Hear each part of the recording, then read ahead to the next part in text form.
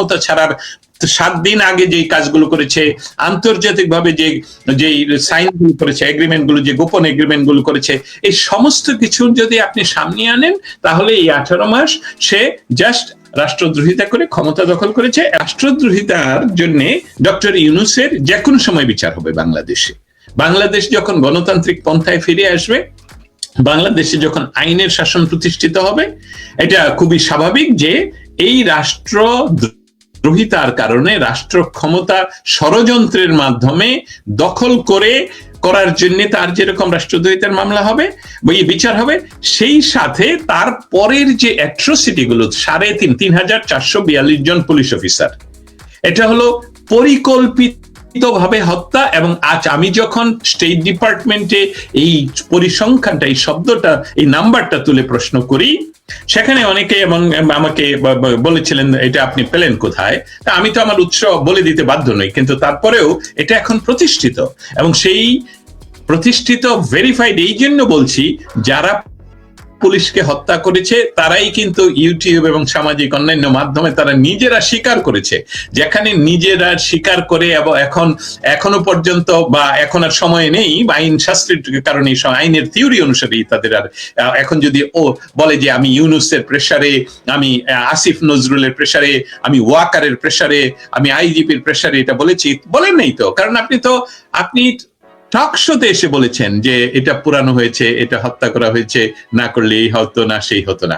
অতএব এসবগুলো প্রমাণ যে এটা আপনি দখলদার শব্দটাও ব্যবহার করা যাবে না। আমি এই শব্দগুলো ব্যবহার করতে স্বাচ্ছন্দ্য বোধ করি না।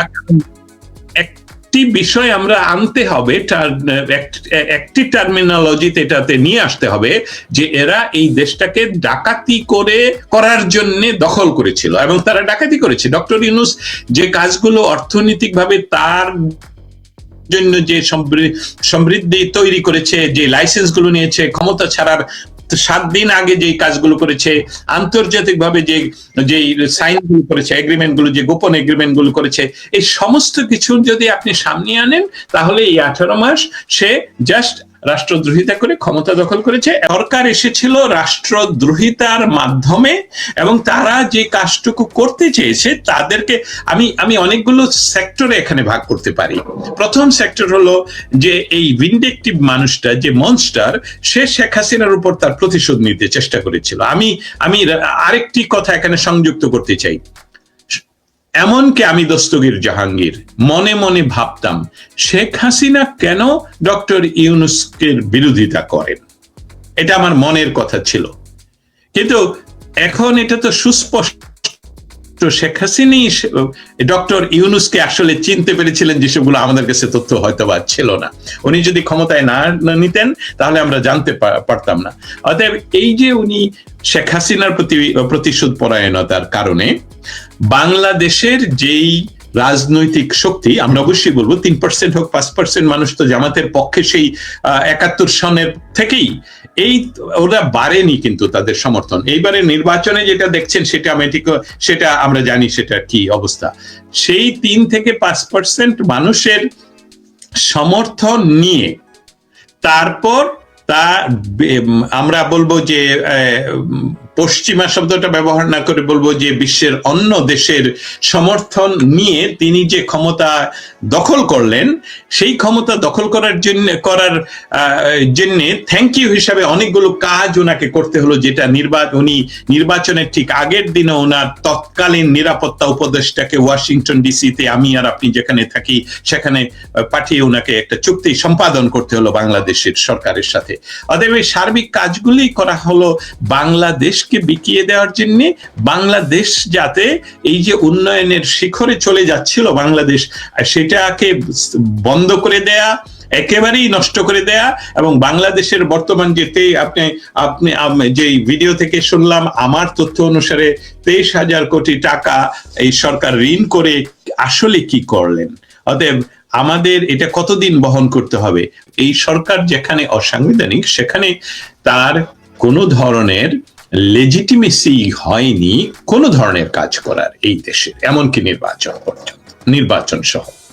অতএব আমরা 18 মাসে যে বিষয়টুকু দেখলাম, এই অসাংবিধানিক সরকার যে কাজগুলো করেছেন, উনি প্রথমেই টুটি চেপে ধরলেন আমাদের সাংবাদিকদের, আমাদের সমস্ত সিনিয়র সাংবাদিকদেরকে হত্যা মামলায় জেলে পুরে রাখলেন, এবং আজকে এই মুহূর্ত পর্যন্ত তারা জেলে। অথচ ইউনুসকে আমি আরেকটা নামে ডাকি, সেটা ওনার একটা নিকনেম আমি তৈরি করে দিয়েছি, সেটা ওনার সাথে যায়, এবং এটাই আমি আশা করি ভবিষ্যতের মানুষ ডাকবে, মনস্টার ইউনুস। এই মনস্টার, সে বাংলাদেশের এমন কোন ইনস্টিটিউট নাই, ইনক্লুডিং 21-এর বইমেলা, মানে সর্বাঙ্গে ঘা, আমি কোন কথাটা বলবো, অতএব সমস্ত ইনস্টিটিউট সে ধ্বংস করলো, এবং সে ওয়াশিংটন ডিসিতে ভয়েস অব আমেরিকা আনিস আহমেদের অনুষ্ঠানে বা ইন্টারভিউয়ে সে বলল রিসেট বাটন, এবং তাচ্ছিল্য ভাবে বলল যে পুরাতন সব মুছে যাবে। তার অর্থ হলো যে বাংলাদেশকে সে পশ্চিম পাকিস্তানের অংশ হিসাবে ফিরিয়ে নিতে চায়। আপনি নিজেই তুলে ধরেছেন যে বাংলাদেশে এটা কখনোই সম্ভব নয়। সাময়িকভাবে তারা রাষ্ট্রযন্ত্রের সমস্ত কিছু ব্যবহার করে, আমি বিষয়টা অন্যভাবে শুরু করি, সেটা হলো যে জুলাই বা অগস্ট মাসের যে তথাকথিত সো-কল্ড আন্দোলন, এটা কোনো গণ আন্দোলন নয়, এটা কোনো আন্দোলন নয়, শব্দটাই হবে না আন্দোলন, এটা হলো একটি ষড়যন্ত্র রাষ্ট্র ক্ষমতা দখল করার। অতএব এখানে বিশ্লেষণটা আমি যেটা করতে চাচ্ছি সেটা হলো রাষ্ট্র ক্ষমতা দখল করার জন্য যে ষড়যন্ত্র করা হয় তাকে আমরা বলি রাজনীতি বা পলিটিক্স। এবং সেই পলিটিক্যাল পার্টিগুলো যখন আগে থেকেই ডিক্লেয়ার করে তাদের পলিটিক্যাল ম্যানিফেস্টো, এবং সেই জন্য তারা ষড়যন্ত্রে অংশ নেয়, সে আমি বলছি পজিটিভ অর্থে, আমি আমার সমস্ত দর্শক শ্রোতাদের জানিয়ে রেখে, আমি অন্য শব্দ ব্যবহার না করে এটা কি ব্যবহার করছি, এই টার্মটা কি, সেটা লিগ্যাল। কারণ আমরা ক্ষমতায় গিয়ে এই দেখুন ম্যানিফেস্টো, আমরা এই কাজ করব দেশের জন্য, অতএব আমরা সমস্ত কিছু এই সরকারের বিরুদ্ধে করছি, যে এই সরকারের সমালোচনা করছি, আমরা জানা এই কাজ করছি, অজানা এই কাজ করছি, যাতে আমরা ক্ষমতায় যেতে পারি। কিন্তু জুন জুলাই মাসে যেটা করা হলো, এটা হলো সম্পূর্ণ ষড়যন্ত্র, এইটা নেগেটিভ অর্থে। এই ষড়যন্ত্রটা যখন রাষ্ট্রের বিরুদ্ধে করা হলো, অতএব এটাকে রাষ্ট্রদ্রোহিতা বলে। এটা নিয়ে আইনশাস্ত্রে কোথাও আর কোন ধরনের ক্ল্যারিফিকেশনের প্রয়োজন নেই, এটা ক্লিয়ার, এটা এমন স্বচ্ছ। আমি একটি রাজনৈতিক দল নই, আমি রাষ্ট্র ক্ষমতা দখল করতে চাচ্ছি ব্যাকডোর দিয়ে। এমনকি রাজনৈতিক দলগুলো যদি ব্যাকডোর দিয়ে ক্ষমতা দখল করে, সেটাও রাষ্ট্রদ্রোহিতা। উদাহরণস্বরূপ বলি, কোরিয়ান প্রেসিডেন্ট, উনি 6 ঘন্টার জন্যে, যদিও উনি প্রেসিডেন্ট, ওনার সর্বক্ষমতা ওনার হাতে, 6 ঘন্টার জন্য উনি মার্শাল ল জারি করেছেন। তার কিন্তু তাকে এই গত কয়েকদিন আগে তাকে বোধহয় মৃত্যুদণ্ড বয়সের কারণে না দিয়ে যাবজ্জীবন কারাদণ্ড দেওয়া হলো। সে 6 ঘন্টার ভিতরে মার্শাল ল উইথড্র করে, এমনকি সে তাদের সকলের কাছে ক্ষমাও চেয়েছিলেন যে আমি ভুল করেছি, তাতেও তাকে ক্ষমা করা হয়নি। অতএব এই যে রাষ্ট্র ক্ষমতা দখল করে একটি, আমরা এখন পরাশক্তিগুলোর কাছে না যাই, আমরা থাকি ইউনুসের কাছে। সে ইউনুস রাজনৈতিক কোন ধরনের সংযুক্তি নেই, জনগণের কাছে সংযুক্তি নেই। সে নিজে তার যে কয়েকজন কমপ্লিসিট বলবো বা ক্রাইম পার্টনার বলবো, এবং সে কত বড় নিজে একটা ক্রাইম করলো যে এই ছাত্রদেরকে পড়ার টেবিল থেকে বের করে এনে তাকে সে নিজ মুখে বলল যে এরা হলো আমার নিয়োগকর্তা। মানে দেশটির এক প্রধান, এক্সিকিউটিভ প্রধান, সে বলছে যে এরা হলো আমার নিয়োগকর্তা। এরা কারা?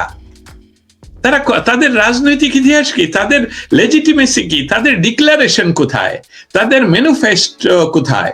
কিছুই না। অতএব এটা বলার কারণটা হলো যে এটা ছিল রাষ্ট্রদ্রোহিতা। বাংলাদেশে এই মুহূর্তে যে ইনফরমেশন গুলো ভেসে উঠছে, লাশ যেরকম আপনি নদীতে ফেলে দিতে পারেন, সে ভেসে উঠবেই। এই তথ্যগুলো ভেসে উঠছে বলেই আমিও জানি। আপনি আজকে 2-3 দিন ধরে এইসব কথা হচ্ছে যে শেখ হাসিনা সরকারের সময় সরকারের ঋণ ছিল 2000 কোটি টাকা। আমাদের এই অসাংবিধানিক সরকার যেদিন চলে গেলেন, সেদিন তাদের আমি শুধু বড় নাম্বারগুলো বলছি, 23,000 কোটি টাকা ঋণ রেখে গেলেন। 2 মাইনাস 23 বা 23 মাইনাস 2 হলো 21,000 কোটি টাকা। এই টাকাগুলো দিয়ে আপনি বলছেন যে বাংলাদেশে, আপনি বলছেন, আমি বলছি, সকলে বলছি, আমরা সকলে জানি, এবং আমাদের যারা শুনছেন তাদের কাছেও আমি প্রশ্ন রেখে যাই, যদি আমাদের কথা সত্য না হয় আপনারা আমাদেরকে তথ্য দিয়ে সহযোগিতা করুন। বাংলাদেশে গত 18 মাসে এই 21,000 কোটি টাকা সরকার ঋণ করে কি করেছেন, কোন উন্নয়ন করেছেন, কয়টি ব্রিজ করেছেন, গাজী টায়ার পুড়িয়ে দিলেন কেন, এবং সেটা কি সরকার ভর্তুকি দিয়ে আবার তাদের চাকরি ফিরিয়ে দিয়েছেন, প্রোডাকশনে গিয়েছেন? আপনি যেই উদাহরণ দিলেন বেক্সিমকোর, সেখানে বেক্সিমকোর যে মালিকের কথা উল্লেখ করলেন, তিনি কিন্তু জেলে যাওয়ার আগে বা জেলখানা থেকে, আমি একটা নিউজে দেখলাম, উনি পাঠিয়েছিলেন আবেদন যে আমাকে মুক্ত করে দাও, না হলে এত হাজার মানুষ চাকরিহীন হবে, এটা বাংলাদেশের অর্থনৈতিক বড় আঘাত করবে। আইন চলবে, আইনের গতিতে, আমি যদি কোনো অপরাধী হয়ে থাকি অবশ্যই আমার বিচার হবে। কিন্তু ডক্টর ইউনূস, যেটা আমরা আগের কথাই ফিরে যেতে হয়, আমাকে অর্থনীতির কথা বলতে গেলেও আমি আগের কথায় ফিরে যেতে হয়, সেটা হলো যে আসলে তো দেশের উন্নয়ন, বাংলাদেশকে অন্য ধাপে নিয়ে যাওয়া, আমি একটা ধাপ পর্যন্ত তো পৌঁছে গেলাম। শেখ হাসিনার সরকারের আপনারা সমালোচনা করবেন, শেখ হাসিনার সরকার অবশ্যই যে সমস্ত দিক কে উনি ভালো ছিলেন, সেটা আপনারা যারা বিরোধিতা করবেন তাদের চোখে ধরা পড়বে, এটাই স্বাভাবিক। আমরা যারা শেখ হাসিনা সরকারের সমর্থক তারাও সমালোচনা করেছি, আপনারা আমাদের ফেসবুকে গিয়ে দেখতে পারেন গত 16 বছর ধরে আমরা সরকারের কি ধরনের সমালোচনা করেছি। কিন্তু যে সরকার আপনি নিলেন, সেখানে উন্নয়ন বা শেখ হাসিনার উন্নয়নের পরবর্তী ধাপে আপনাকে পৌঁছার জন্য যদি ঋণ করতে হয়ে থাকে, তাহলে সেই কাজগুলো কি করলেন, কোথায় কি করলেন? আমরা দৃশ্যমান তো কোথাও কোনো কিছু দেখছি না, বন্ধ করে দেয়া ছাড়া। প্রতিটি প্রতিষ্ঠান যেখানে তারা মনে করলো যে এই প্রতিষ্ঠান বন্ধ করে দিতে হবে, তারা পুড়িয়ে দিল এবং বলল যে ফ্যাসিস্টের দোসর। আপনি আগুন সন্ত্রাস তো ফ্যাসিস্টের দোসর হিসাবে আপনি আইনগত ভিত্তি দিতে পারেন না। অতএব বাংলাদেশের অর্থনৈতিক যে দুরবস্থায় তৈরি করা হয়েছে সম্পূর্ণ ইচ্ছাকৃতভাবে, সেখানে কি বাংলাদেশের যে গার্মেন্টস সেক্টর, যেটার সাথে আপনি যুক্ত ছিলেন, সেই সেক্টরটাকে কি অনেকটা আমাদের দেশ থেকে যাতে অন্য দেশে চলে যায় বা অন্য কোন দেশের পক্ষে কি উনি কাজ করলেন? না হলে টায়ারের মতন একটা জিনিস যেখানে আমরা ইন্ডিপেন্ডেন্ট হয়ে গেলাম প্রায়, যেটা বাংলাদেশের টায়ার বাংলাদেশে উৎপাদিত হচ্ছে, সেই টায়ার কারখানাকে পুড়িয়ে দিতে হবে কেন? পুড়িয়ে দেওয়ার পর 18 মাসে সেটার জন্য এই সরকার কোনো ব্যবস্থাই নিল না কেন? সেই সাথে আপনার উদাহরণটার মধ্যেই থাকতে চাই, কারণ এত হাজার মানুষের যে চাকরির ব্যবস্থা, সেটা সরকার তো সেখানে ইমিডিয়েটলি হস্তক্ষেপ করা উচিত, যদি সেই সরকার মানুষের জন্য কাজ করে। আর একজন সংবাদকর্মী, উনি ব্যবহার করেন কলম, উনি কি করে একজন মানুষ হত্যাকারী হবেন? আমি বলছি না যে কোনো সাংবাদিকরাই মানুষ হত্যার সাথে যুক্ত নয়, কিন্তু যে সকল সাংবাদিকদেরকে ডক্টর ইউনূস এবং এই ইউনূসের সাথে নজরুল গংরা এবং আমার কাছে প্রমাণ রয়েছে যে তারা কিভাবে নির্দেশ দিয়েছে তাদেরকে কোনোদিনও যাতে বাংলাদেশে কোনো বেল দেওয়া না হয়, এখনো পর্যন্ত তারা জেলে। আমি তাদের নিঃশর্ত মুক্তি কামনা করছি এই মুহূর্তে, এক মুহূর্ত যাতে দেরি করা না হয়। সেই সাথে অন্যান্য রাজনৈতিক সমাজকর্মী যারা বিনা বিচারে জেলে আছেন, তাদেরকে যেন এখনই মুক্তি দেওয়া হয়। আর বিশ্বব্যাপী যে আন্দোলন আমরা গড়ে তুলেছিলাম জামাতকে প্রতিহত করা গেল আপাতত, কিন্তু জামাত যে শক্তিশালী ভাবে যেই সংসদে যেই আসনগুলো দখল করে আছে, সেখান থেকেও আমাদের যুদ্ধ চালিয়ে যেতে হবে, যে আমাদের নতুন করে নির্বাচনের কথা। সেই সাথে আমি যুক্ত করতে চাই যে বিশ্বব্যাপী এই আন্দোলনের সাথে যারা যুক্ত ছিলেন এবং এখনো আছেন, আপনাদেরকে সহ, আমাদের থেমে গেলে চলবে না।